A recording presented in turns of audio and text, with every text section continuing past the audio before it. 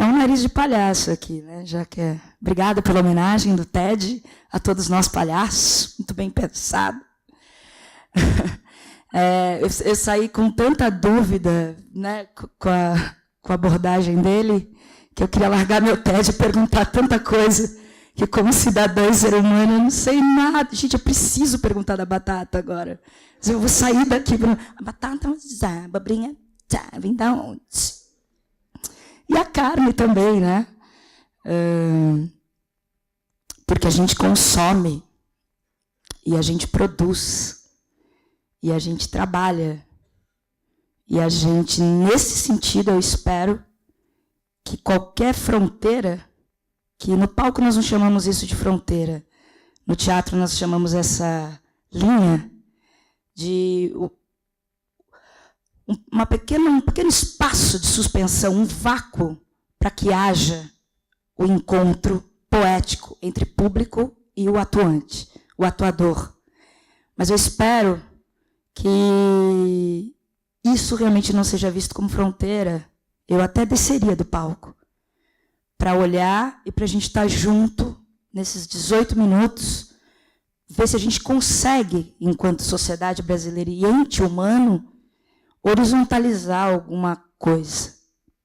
Eu vou sair daqui, vou perguntar da abobrinha, vou perguntar da carne, eu vou perguntar de quem já foi presidente, de quem está sendo agora, eu vou cobrar tudo isso e eu vou perguntar para ele como ele faz por uma política de afeto tão sábia.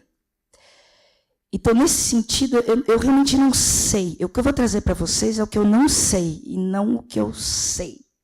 Porque eu sou palhaça. Eu justamente fui parar nessa profissão porque eu não me dei bem em outras. Eu vim até com uma blusinha de coruja para homenagear minha irmã, que ela, sim, é uma literata formada pela USP. E ela saúda muito o anel dela de coruja, não tem aquela coisa da colação de grau, que hoje o meu sobrinho está fazendo colação de grau, e minha mãe está lá com ele. Então, é uma família que tem seus literatas, seus acadêmicos. Meu irmão é um grande executivo das vendas, e aí a caçula... E aí a família vai investir numa palhaça, né? E ela vai se investir nisso, porque, na verdade, eu queria ser atriz trágica. Eu sempre conto isso porque é verdade. Tá? Eu queria ser atriz de teatro, já eu conto um pouco como que isso me motivou, e eu queria ser atriz de tragédia. Quando eu falo para vocês para a gente igualar e romper fronteiras, é porque, na verdade, eu não me acho uma palhaça sem fronteiras. Eu me acho uma palhaça e uma artista hoje. Um segundo só, tá? Desses 18 minutos.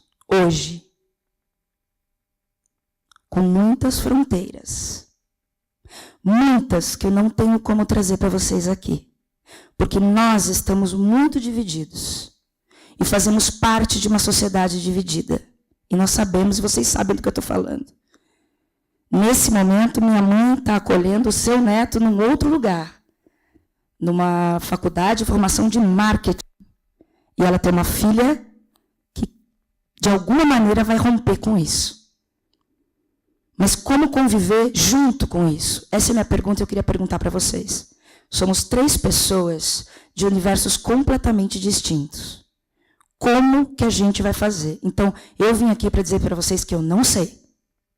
Mas a Antígona, que eu estudei, Lisístrata, de Aristófanes, Medeia, Shakespeare, com seus reis, esses caras me formaram muito. E tentaram me trazer alguma provocação para que, no mínimo, se eu pudesse agora, ou eu desceria um pouco para estar no mesmo nível de olhar que vocês, ou vocês subiriam. Um dos meus mestres, que se chama Jacques Lecoq, eu já vou chegar lá, eu sou geminiana com ascendente em peixes e sou palhaça. Eu sou do teatro e da comédia física, eu faço mímica, portanto, para falar eu sou uma desgraça. Minha irmã realmente é melhor para isso. O meu mestre, de uma das escolas que me formei, ele traz uma poética que eu acho bem interessante para a gente agora, nesse encontro, que é a linha de infinito, a linha do horizonte do ator está no olhar do outro. Entendem do que eu estou falando? Poeticamente, o meu encontro com você se dá com a verdade do nosso olhar. E isso, meus amores, ninguém vai tirar. Então, quando eu vejo na minha família uma labuta grande dos meus pais em formar os seus filhos, eu me via na obrigação de ser essa figura que tem que surpreender, porque eu nasci em 1975 e nos anos 80 era Yuppie, você tem que vencer, você tem que ver palestra do Amway's Ravers, você tem que ser trilingue, você tem que saber falar, ajeita a sua coluna, você tem que ser incrível, você tem que ser incrível. Eu realmente não consegui atingir na lista Billboard, na escala Richter, de uma super executiva, eu não atingi a meta. E foi o teatro que me acolheu, e foi a rua que me acolheu, e foi minha adolescência que me acolheu, e foi a morte do meu pai que me acolheu, e foi tudo que minha família viveu de ferida, que não queríamos falar sobre, que me colocou em mais de 12 países, que me colocou francofônica, italiofônica, que fala, inglesofônica, e tantos outros fônicos, como o meu próprio corpo. E foi ferida e a dor que minha própria família passou, e que não só minha família, mas tudo que eu vi num fragmento de Medeia, que eu nunca consegui fazer, ou de uma Antígona, que eu nunca consegui fazer, toda vez que eu atuava a tragédia, improvisava, as pessoas riam de mim, riam desgraçadamente, tipo, era muito ruim mesmo.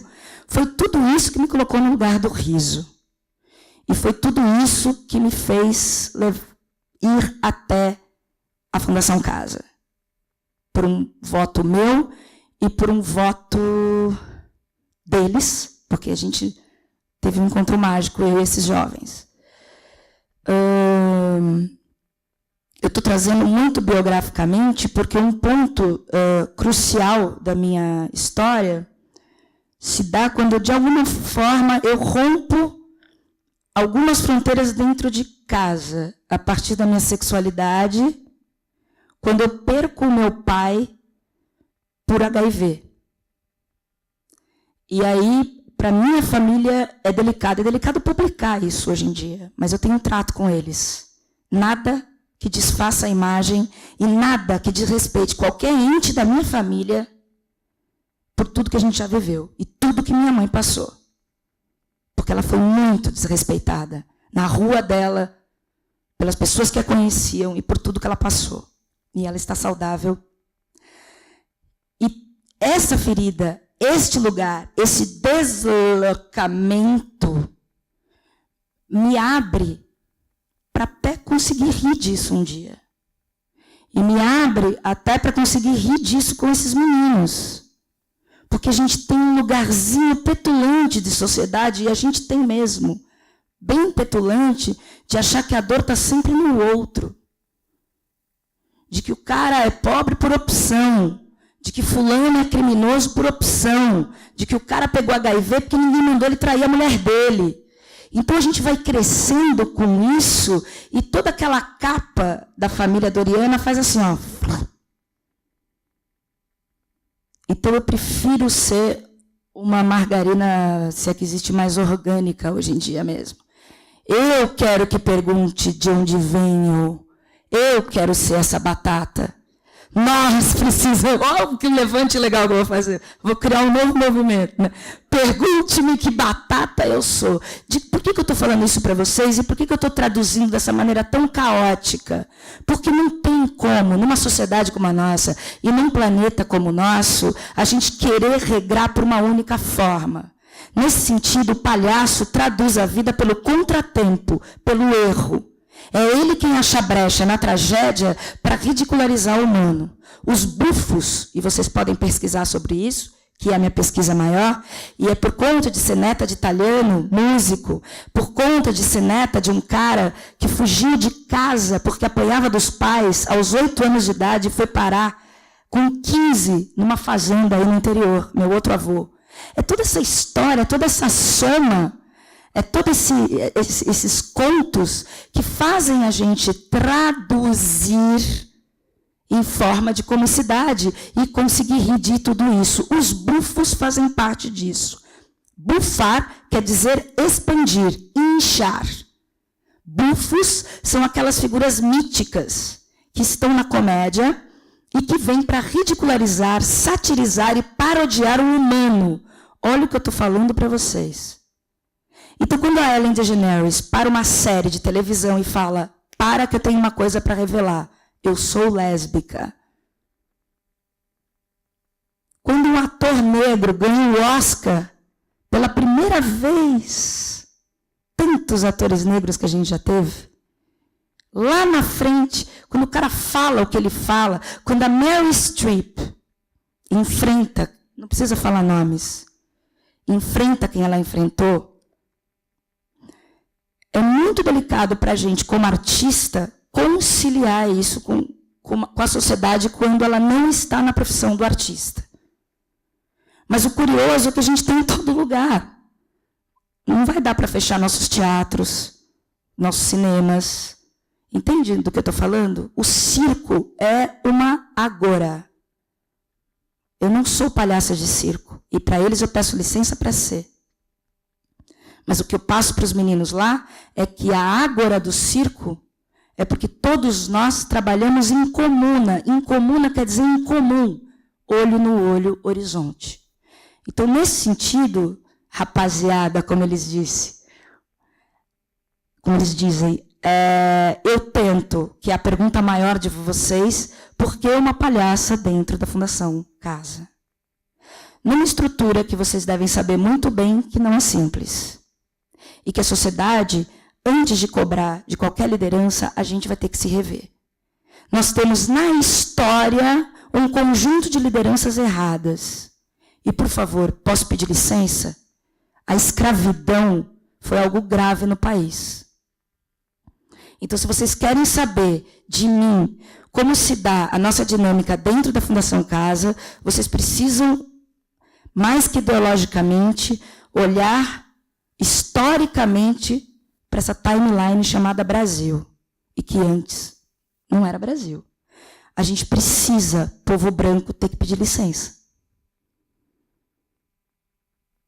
Então, quando eu fui para a África, eu aprendi isso. Quando eu fui para a Amazônia, eu aprendi isso. E agora eu aprendo isso com os meus alunos. E eu quero dar um salve para eles. Os que estão lá dentro, porque eles me pediram. Unidade de Taipas, feminina. Mário Covas, masculina. E Unidade Bela Vista. Salve para todos vocês. Vocês me pediram, tá aí. Salves para os que estão em liberdade. Ontem saiu um. Salve para você, não posso falar seu nome, que você está em proteção do Estado. Salve para você. Salve Zona Leste, salve Zona Sul, salve Zona Norte, salve Zona Oeste. São esses meninos que estão lá dentro. São esses meninos que a sociedade não está conseguindo enxergar. Se vocês de fato querem trocar sobre isso, se a gente quiser falar sobre isso, eu sou parte da sociedade junto com vocês. Eu não sei se eu já cometi algum crime. Talvez no amor, porque eu sou péssima no amor, nunca deu certo, minha cadeira está vazia, não vai, pelo jeito não vai rolar. Mas eu rio com eles são humanos, eu não tenho como explicar a rotina. Eu só posso dizer para vocês que, dentro de uma unidade da Fundação Casa, eu dou aula de teatro e passo por percalços, como eu passo na SP Escola de Teatro, a outra entidade que eu trabalho. São entidades públicas do governo do Estado. Também trabalho para entidades municipais e federais. Nesse sentido, o artista ainda precisa de corpo público e privado, e que eles se entendam, e logo, para que nós possamos atuar. Nesse sentido, o que eu faço dentro da Fundação Casa é tudo aquilo que eu tenho condições de fazer com os meus aprendizes, atores que eu dirijo em outros lugares. Porém, com meninos advindos e jovens de uma outra realidade. Crime maior é apontar o dedo e não olhar para aquele ente humano. Crime maior é a grande piada que o planeta tem vivido. Crime maior é o que a gente se faz com a perda de afeto. Crime maior é fazer piada da miséria humana. Crime maior é parar de achar que só tem 1 ou 2 ou 3 heróis que vão fazer alguma coisa por nós. Crime maior é a gente não estabelecer a horizontalidade e varrer essa fronteira. Nós somos administradores, engenheiros, médicos, artistas, advogados, não somos? Quem sou eu para falar para vocês da minha potência do riso, meus amores? Vocês é que nos ensinam. O artista precisa estar vivo, o poeta precisa estar vivo, o advogado precisa estar vivo. Esse cara precisa estar com a gente. Esse cara precisa estar com a gente. Todo mundo vai ter que estar junto para entender que dentro daquele muro e fora daquele muro, esse jovem precisa de uma formação e de afeto como nós tivemos. Por isso que a gente não está em cárcere? Talvez.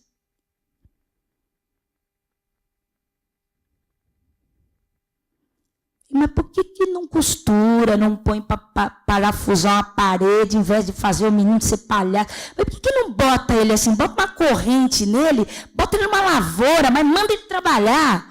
Nossa, como a gente é bom como sociedade. Obviamente que não é essa a prática, meus amores.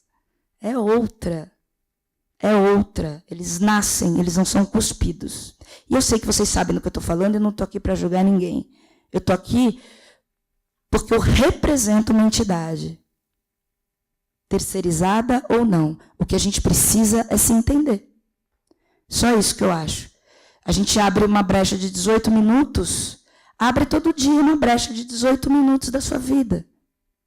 E às vezes talvez não estamos num amor companheiro, porque a gente prefere ficar no grupo de WhatsApp mostrando as amigas descoladas da vida e os amigos. Talvez a gente tenha a cadeira vazia porque a gente está numa realidade paralela. E esquece de quem está lá, no outro lugar, querendo viver. Não faço apelo, eles não são vítimas, eles não pedem para vitimizar. Eu vou encerrar. O que acontece é que eles são parte, sim, da sociedade. A minha rotina com eles é deliciosa, eu não sofro rebelião. Nós temos problemas, sim, problemas estruturais. Mas, enquanto educadores e artistas, eles nos respeitam. Dentro da Fundação Casa, eu não estou sozinha, nós temos uma equipe maravilhosa, e dou um salve para todos eles, rappers, capoeiristas maravilhosos, bem como na SP Escola de Teatro, onde eu trabalho, que tem uma equipe de profissionais. Isso para dizer que artista trabalha, que nós precisamos de artista. Todo mundo já gostaria de ir para Veneza, não gostaria? É uma terra de artistas, de pura arte. Todo mundo adora fazer um post em Paris. Tem grandes artistas lá. Bahia, quem não quer fazer um Insta com o capoeirista em Salvador? Eles são artistas. E eles não são entretenimento.